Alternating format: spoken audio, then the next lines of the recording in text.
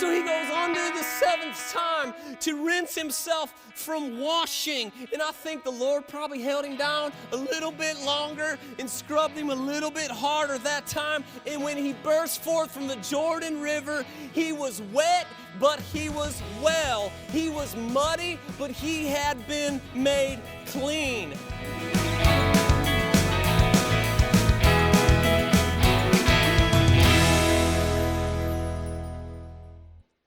So we get to about verse 8, and here enters Elisha.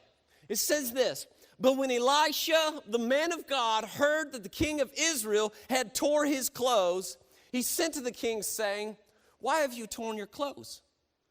Let him come now to me, that he may know that there is a prophet in Israel.'" Oh, that he may know God speaks. So Elisha's scolding the king. He says, "Bro, what's this all about? Have you forgotten about the God of Israel? Just send him to me." Say, you ever been that way? Just send him to me. I'll bring him here. I like how the man of God shows up where God is forgotten.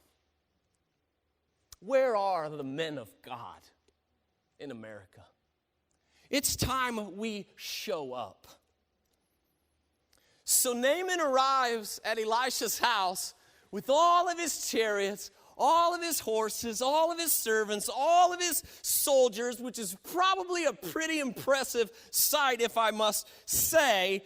But the prophet was not impressed. You see, where most people would be deep cleaning their house and preparing a great meal for the arrival of such a person, Elisha didn't even leave his recliner. He just sends a messenger to the door. We don't like messengers. We don't. Before COVID, we used to do a lot of hospital visits, and occasionally my dad would call me and he would say, "Hey, I need you to go to Toledo and visit so-and-so from the church. They're in the hospital, and here's what's going on." And this is what happens. And some of y'all are going to sink in your chairs because I'm talking about you. I get in there. I park in the pastor parking, which some hospitals still have, just a couple. The one you sent me to. So I get in the pastor's parking. I got my tie on during the week, which is odd for me. It's usually a hat. Walk into the hospital, find the room, which you've been in the hospital trying to find people. My goodness, like where's Waldo? And so I get into the hospital, and I'm praying for you as I'm getting there. God, give me the words to say. Knock on the door. It's the pastor. I turn the corner, and y'all say, "Where's your dad?" He sent the messenger. I say, "Well, we looked at your tithing records, and you get the B team." Just kidding. We just say that.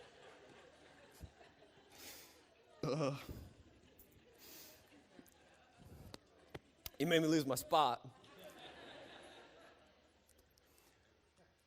So here, the commander of the army stands at Elisha's door, and he sends the messenger.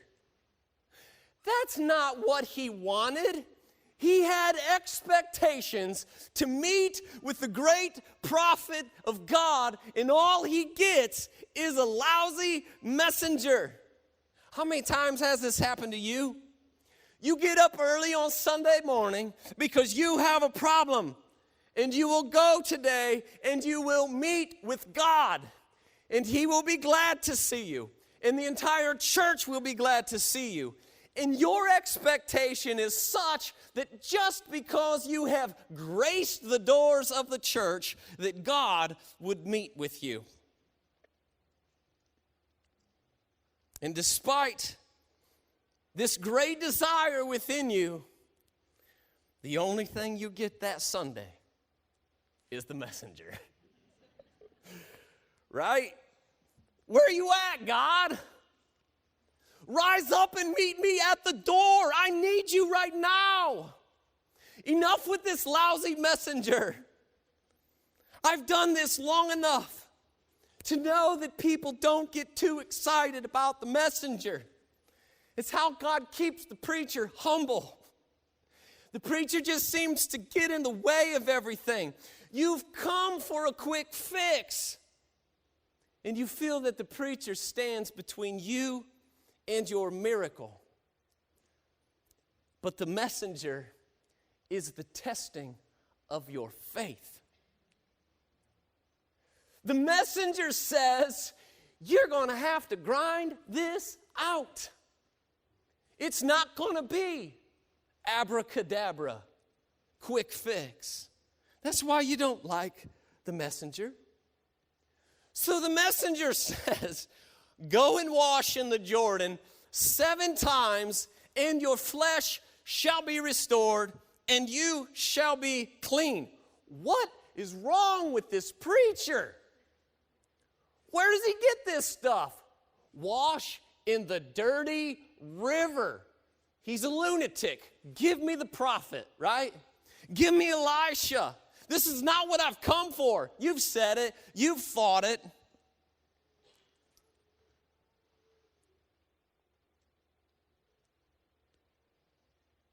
So many people get home from church and they're disappointed because God didn't fix them. You leave offended because all you got was a word from the messenger, but the word is sufficient. The word is sufficient. You see, Naaman then has this response of the unregenerate heart. And I want you to check yourself here. How do you respond to biblical preaching? Because a diseased soul will always respond in anger and rage when it doesn't hear or get what it wants. So when you complain about preaching, you're saying a lot about yourself. Verse 11 says, but Naaman was angry and went away saying, behold, I thought that he would surely come out to me and stand and call upon the name of the Lord his God and wave his hand over the place and cure the leper. See, Naaman just didn't like being told what to do. Naaman wanted fixed without the depths of his condition being exposed. He wanted to meet with God and give the orders. You see, a lot of people wonder why church or God or Christ have never worked for them. It's because he is not the Burger King where you can have it your way. He is the King of Kings, and he will have it his way. S.M. Lockridge said, the robe of righteousness is not altered to fit the man. The man must be altered to fit the robe. You can't go around Jesus and get what you want. Dr. Donald Barnhouse said, everyone has the privilege of going to heaven God's way or going to hell their own way. Your soul remains sick because you refuse to wash in the Jordan 7 times. Application is necessary. He just wanted a quick word that would fix it. He didn't want to have to apply anything. Verse 13. But his servants came near and said to him, my father, it is a great word that the prophet has spoken to you. Will you not do it? Has he actually said to you, wash and be clean? Imagine the courage we see here again. A servant speaking to a master, telling him what to do. Listen how the King James translate that same verse. My father, if the prophet had bid thee do some great thing, wouldest thou not have done it? How much rather then when he said to thee, wash and be clean? You see, he wasn't asked to do anything hard because that would have increased his pride, and that was his problem. How much have you missed by skipping over the small things, waiting for the big things? You're a Christian that is holding out for an executive position. The small command to wash was a test of faith. Faith that doesn't lead to obedience isn't faith at all. Luke 16:10 says, one who is faithful in a very little is also faithful in much. And one who is dishonest in very little is also dishonest in much. So Naaman went down and washed himself.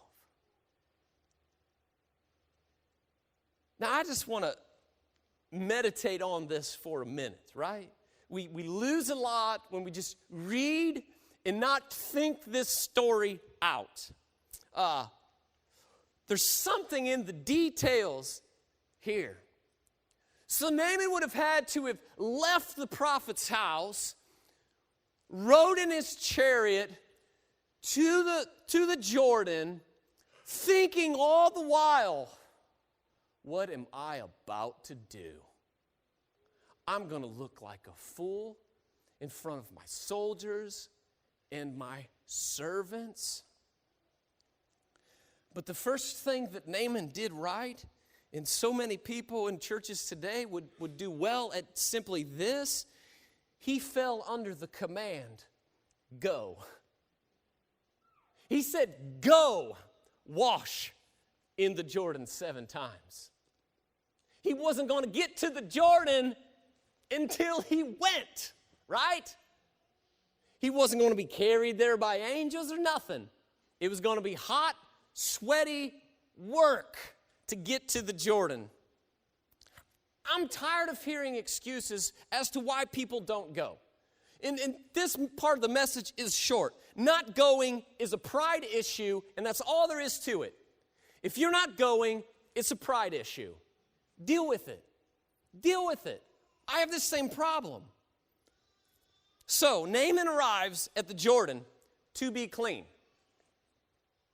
The dirty, murky Jordan. But faith is taking root. I mean, because he already went. Because now he's there at the place where he can be healed. You've got to arrive at the right place. So, we read this, that Naaman he's just dipping in the water now. All of a sudden, he's told to go, and now he's just dipping in the water. But there's got to be more to it than that.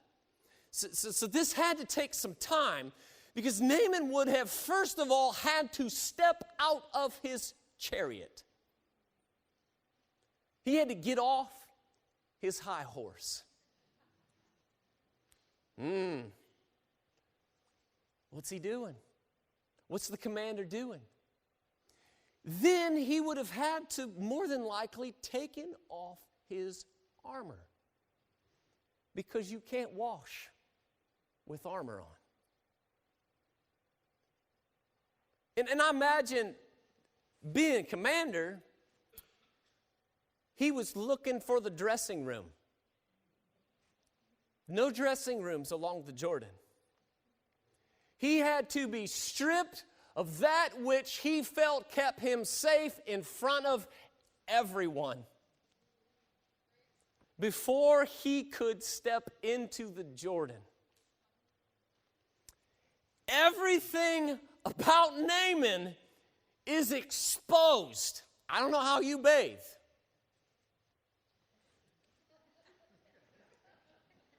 That's what he was told to do, right? Not just run in there with all your junk on. Show them what you've got so that they can see what I can do. Amen. Right? Totally exposed. He's no longer great. He's diminished. He's no longer a mighty man of valor. He's diseased. And he couldn't hide it anymore. And now the entire entourage only sees him as a leper. And God could do his work. That's when God can do his work. I'll wait till I get home. I'll run into the woods. And you could do that, but you would keep your pride intact. Right? That's what you do when you sit in church and you feel conviction. You say, "Not here, God. Let's just keep this between me and you." But someone needs to see you as a leper. Someone needs to see that armor that's doing you no good come off. You've been called to the Jordan. So Naaman stands here and he's completely vulnerable. So think about this again. What's going on around him? He steps into the water. His soldiers who had committed their lives to this great commander, this great hero, now know the seriousness of his condition. I think for a commander to do something like this in front of his soldiers would not be protocol. So things had been shaken up. But also the servants. You see, there would have been Israelites there who had been captured by him. God's people taken into captivity. And they put their God's reputation on the line. Because they're the ones that said, if he would have told you to do something great, you would have done it. But why not something small? So everybody's on the edge of their seats. And if Naaman comes out and he is not healed, I bet they are fixing to put some people to death right there. Right there. Starting with the little servant girl who got him into this mess. You see, we want people saved, but we want it without making them or ourselves uncomfortable. In this situation, everybody was uncomfortable, especially Naaman.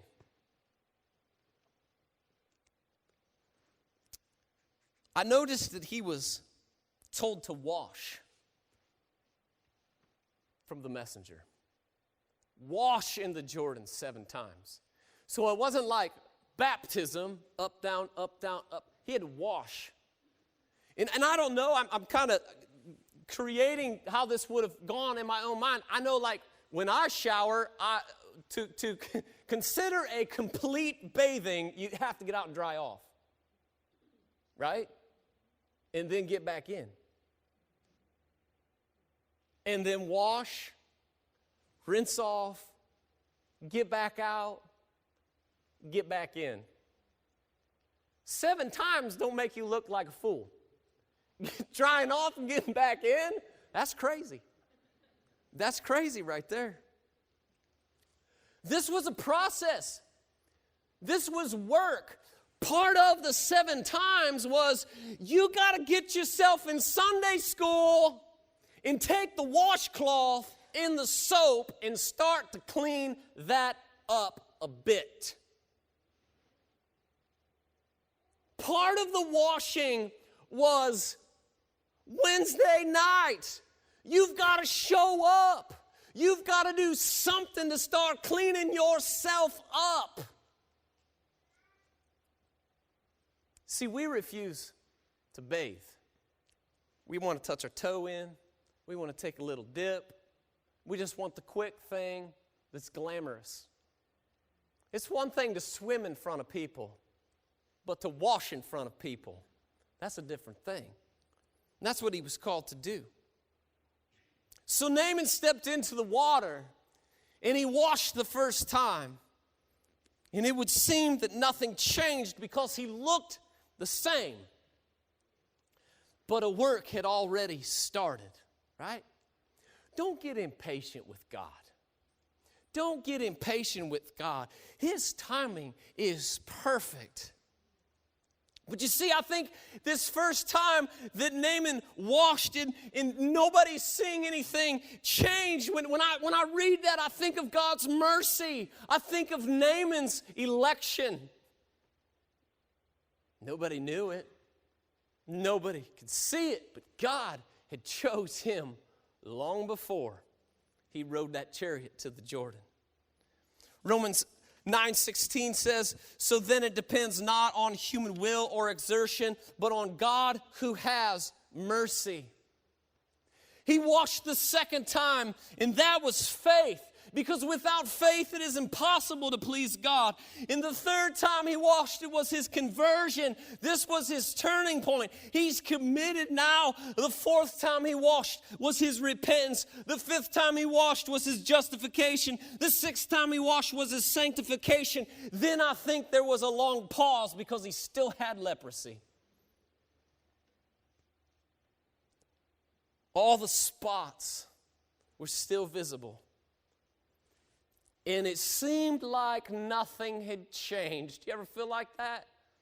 I've washed 6 times, God, and I don't feel any cleaner.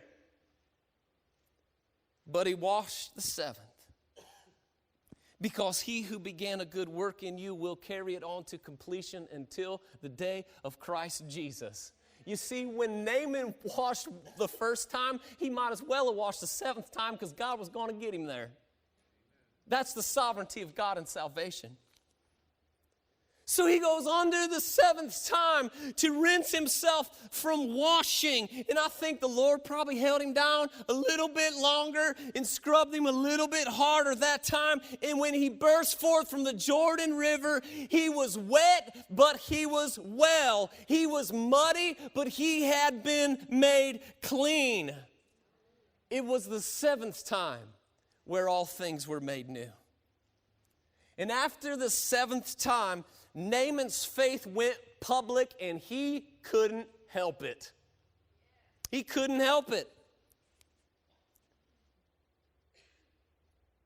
All week long, I've been thinking, reviewing this sermon, and I just feel like somebody in the church needs to know, you just need to wash yourself in the Jordan one more time. It's just one more time. Wash. D.L. Moody says of Naaman, he lost his temper, he lost his pride, then he lost his leprosy. That is generally the order in which proud, rebellious sinners are converted. Can you imagine the celebration when Naaman came out of the water that second time and nobody saw the leprosy? I mean, I imagine the soldiers were just completely baffled. They've never seen anything like it before. But then you've got the servants. Their God came through. You see, it wasn't Naaman's God that did it. It was their God. Well, now it was Naaman's God. But they put their necks out there. They took the risk.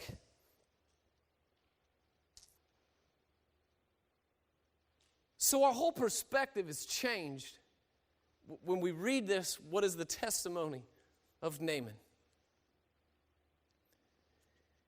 And I hope that we can look at the but he was in our life maybe a little differently. Because I think back to the servant girl. She was a kidnapped servant. But she was a messenger. They were servants, but they were messengers, encouragers, witnesses. So that but he was a leper could become but he was a leper. Thank God for the but he was. It was leprosy that ultimately brought Naaman to a relationship with God. Verse 15 says, then he returns to the man of God, he and all his company. They didn't leave him. And he came and stood before him, and he said, behold, I know that there is no God in all the earth, but in Israel. Then he returned. It said, this is cool. You see that place where that messenger made him angry? That last moment of rage where those simple, life-altering words were spoken, that place where they thought nothing of his accolades, that was the first place of his testimony. That person that made you mad when you were living in sin, they're the first person you tell when you're saved.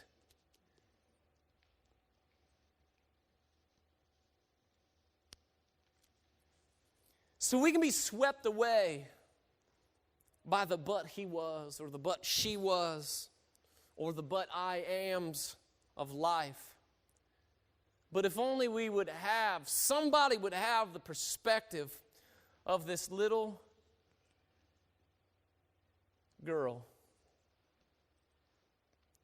You see, when we read 2 Kings chapter 5, verse 1, at first we pity the leper.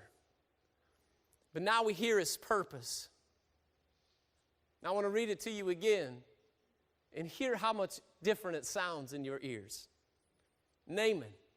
I mean, I pictured this, if Naaman was to write out his testimony.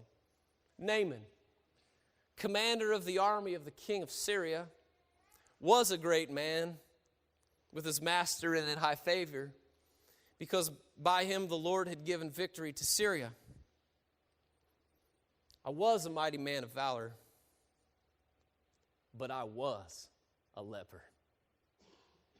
You see, Naaman's not going to say, let me tell you about this war. Let me tell you about this fight.